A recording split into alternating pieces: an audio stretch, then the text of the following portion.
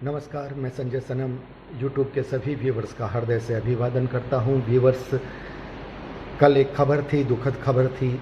जाने पहचाने शायर जिन्होंने देश और दुनिया में अपना बड़ा नाम कमाया था, राहत इंदौरी साहब अब नहीं रहे। खबर दुखद थी। सबसे पहले मैं श्रद्धासुमन समर्पित करता हूं और उसके बाद कुछ विवेचन इसलिए ज़रूरी है क्योंकि राहत इंदौरी साहब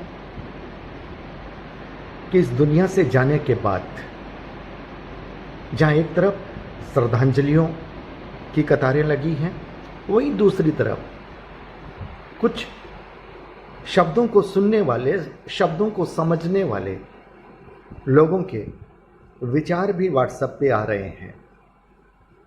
वो प्रतिक्रियाएं कड़ी हैं, उनमें कुछ सवाल हैं। देखिए, इस देश में अभिव्यक्ति की स्वतंत्रता है, इसलिए कोई शायर, कवि, अगर किसी ने अपनी कौम की बात की, राष्ट्र को छोड़ दिया, तब भी वो सुना गया। किसी ने राष्ट्र की बात की, अपनी कौम को छोड़ दिया, तब भी वो सुना गया। और किसी ने न कौम की बात की, न राष्ट्र की बात की, उसने इंसानियत की बात की, उसको भी सुना गया। फर्क इतना पड़ता है कि जो कौम की बात करता है उसे फिर कौम के लोग याद करते हैं, जो राष्ट्र की बात करता है उसे समूचा राष्ट्र याद करता है, और जो इंसानियत की बात करता है उसे समूची दुनिया याद करती है। तब दुनिया को यह लगता है कि कोई फरिश्ता हमारे बीच से निकल गया है। राहत इंदौरी साहब की शायरी और उनका अंदाज अपने आप में खास था, इसमें कहीं कोई शक नहीं। और इस देश और देश से बाहर उन्होंने बहुत शोहरत बटोरी थी, ये भी सच है। उन्होंने देश के लिए भी बहुत लिखा था, ऐसे भावनात्मक शेर भी उन्होंने लिखे थे जिसके लिए हम उन्हें सलाम करते आए हैं। लेकिन कुछ बातें उन्होंने ऐसी भी लिखी, मुझे लगता है वही बातें आज लोग सवाल कर रहे हैं। आज मेरे पास एक पोस्ट आई है सोशल मीडिया से और एक वीडियो क्लिप आई है जिसमें राहत साहब रामायण तुलसीदास जी पर बोलते हुए लंका लंका बंदर बंदर, मतलब बंदर पर कुछ ऐसी टिप्पणी कर रहे हैं जो निश्चित रूप से जो सनातन धर्मी हैं, जो हिंदू धर्म के हम जैसे लोग हैं, उन्हें आहत कर सकती है। इतना ही नहीं, उन्होंने एक ऐसे व्यक्तित्व पर, अटल बिहारी वाजपेयी, निर्विवाद व्यक्तित्व,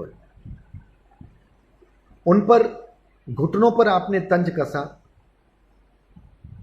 कोई बात नहीं। हालांकि वो तंज भी अटल बिहारी वाजपेयी जैसे व्यक्तित्व पर नहीं कसा जाना चाहिए, लेकिन एक तल्ख टिप्पणी उन्होंने ये हवाला दिया कि मेरा एक एक शेर 1 करोड़ का है, मैं 2 कौड़ी के आदमी पर कोई टिप्पणी नहीं करता, मैं उसका नाम नहीं लेता।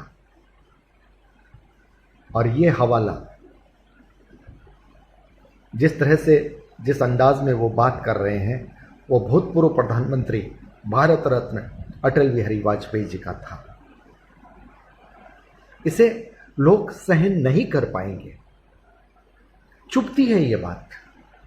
और तब वे लोग कुमार विश्वास जैसे लोगों को या दूसरे लोगों को जो राहत इंदौरी जी के लिए श्रद्धांजलि देते हुए उनकी देशभक्ति, उनकी शायरी की याद दिलाते हैं, लेकिन ये भूल जाते हैं कि हाँ, कुछ बातें उन्होंने ऐसी भी कही जो नागवार थी। अफसोस होता है बड़े लोग इस तरह की गुटबाजी में ग्रसित हैं। सुशांत सिंह राजपूत की हत्या के बाद एक जो माहौल बना था कि बॉलीवुड की दुनिया में गुटबाजी है। मैं कहता हूं कविता के मंचों पर भी वो गुटबाजी हैं और बड़े लोग, नामी लोग इसमें इस तरह से जुड़े हुए हैं कि उठने वाले किरदार को वो उठने नहीं देते या फिर अपनी शर्तों पर चलाने की कोशिश करते हैं। अन्यथा हिंदी के सशक्त पैरोकार कुमार विश्वास जी को हमने कभी ये कहते हुए नहीं सुना कि राहत इंदौरी भाई साहब, आपने अटल बिहारी वाजपेयी जैसे व्यक्तित्व के लिए टिप्पणी कैसे की। मुनव्वर राणा जैसे व्यक्ति को कुमार विश्वास कभी नहीं टोकते, कभी नहीं टोकते, जी हजूरी करते हैं। और मुनव्वर राणा जी के इन वर्षों में जो इनके एहसास है, अल्फाज हैं, आप देख लीजिए वो कितने राष्ट्र से जुड़े हुए एहसास हैं।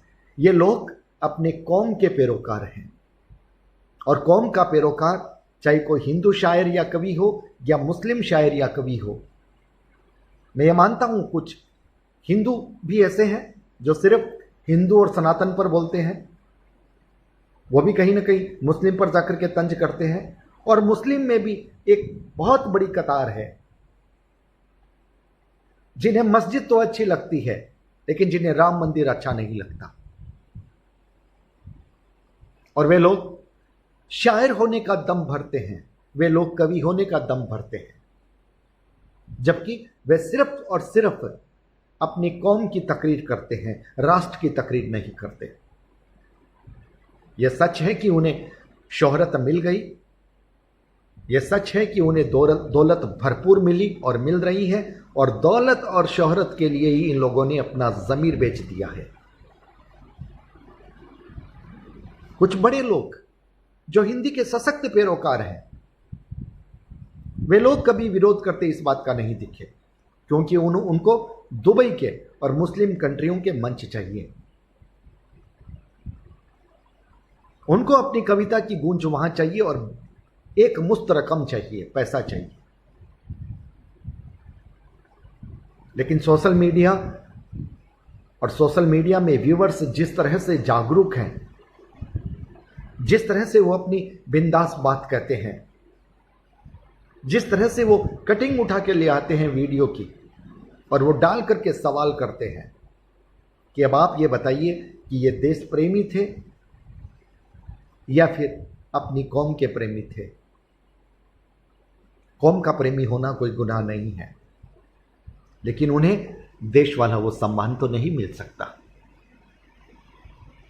जो कौम का प्रेमी होगा उसे उसकी कौम सम्मानित करेगी, उसे सम्मान उसकी कौम का मिलेगा। लेकिन एक शायर और एक कवि सिर्फ एक कौम का प्रेमी हो तो मुझे लगता है वो अपूर्ण है, वो पूर्ण नहीं है। मैं किसी पर कोई टिप्पणी नहीं करता, लेकिन इतना ज़रूर कहूँगा कि मुनव्वर राणा जैसी शख्सियत के प्रति हमारे दिल में बहुत सम्मान हुआ करता था, लेकिन इन 2-3 वर्षों में उनके जो एहसास, जो अल्फाज और उनकी सोच में जो संकीर्णता देखी है, वो सम्मान अब नहीं रहा। मुनव्वर राणा अब हमारे लिए वो मुनव्वर राणा नहीं रहे।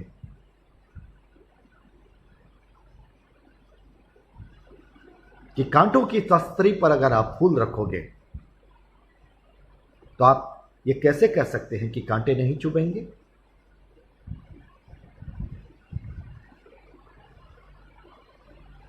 इसलिए शब्दों के सारथियों को जागना होगा। मंचों पर गप्पाजी और जिन शख्सियत को लोग हद से ज्यादा प्यार करते हैं उन पर गलत टिक्का टिप्पणी वो कबूल नहीं होगी। हास्य व्यंग्य के नाम पर हम जो चाहें कह दें, जिसकी चाहें ले लें, ये आज़ादी हमें नहीं है। तकरीर में भी शालीनता होनी चाहिए। अगर हम किसी गरिमा वाले व्यक्ति के लिए कुछ कह रहे हैं तो उसकी गरिमा का सम्मान रखते हुए हमें अपनी बात कहनी चाहिए। और जब वो चीजें नहीं दिखती तब लोगों को गुस्सा आता है, तब लोग गुस्सा करते हैं उन लोगों पर जो बड़ी बड़ी बातें उन लोगों के लिए लिखते हैं, कहते हैं, ट्वीट करते हैं। और तब लोगों को लगता है ये लोग बिके हुए लोग हैं।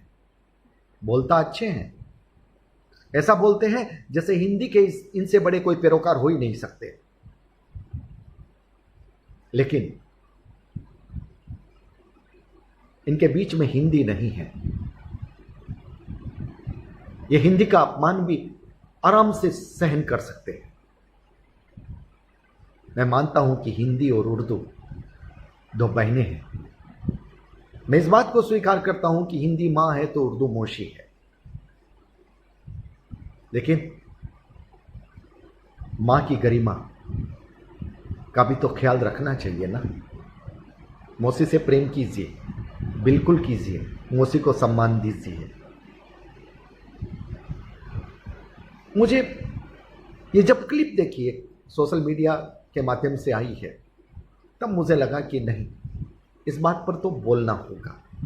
ये मुझे गर्व इस बात के लिए हुआ कि श्रोता जागरूक हैं, और जब ऐसे श्रोता हैं तो चाहे कोई कुमार विश्वास हो, चाहे कोई मुनव्वर राना हो, मंच पर तकरीर करने से पहले उन्हें सोचना पड़ेगा। अगर लफाजी को वो नहीं रोकेंगे तो फिर श्रोता खड़े होकर के उन्हें रोक देंगे। और वक्त आ गया है, आपको यानी श्रोताओं को कह रहा हूं, आपको जागना पड़ेगा। बात हिंदू और मुसलमान की नहीं है, बात ईमान की है। बात उस दिल की है कि आप दिल से बोल रहे हैं या दिमाग की कारस्तानी आपके दिमाग या आपके शब्दों में चल रही है। और इसके लिए अगर व्यूवर्स, अगर श्रोता नहीं जगेंगे तो कविता के मंच पर और शायरी के मंच पर मर्यादाओं का चीरहरण जो हो रहा है वो होता रहेगा। फैसला आपको करना है। मैं एक बार पुनः राहत इंदौरी साहब की साउल को ईश्वर शांति प्रदान करे, ये मंगल कामना करता हूँ। मेरा विरोध किसी से व्यक्तिशः नहीं है, लेकिन तकलीफ होती है बड़े लोग जब ऐसी छोटी गलतियां करते हैं जो सूल की तरह चुभती है, जो लोगों के दिलों में अटकती है।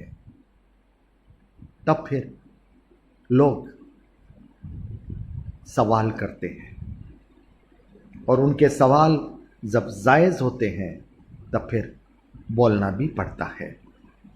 मैं माफ़ी चाहता हूं अगर मेरे किसी शब्द से किसी को भी अगर दिक्कत हुई हो, कोई दिल आहत हुआ हो तो माफ़ कीजिएगा। सबके प्रति सम्मान है, लेकिन ये फिर कहूँगा, मुनव्वर राना साहब के प्रति मेरे दिल में अब सम्मान नहीं रहा। दिल की बात है, सच्चाई है, सच्चाई को छिपाना क्या। बहुत बहुत आभार, नमस्कार।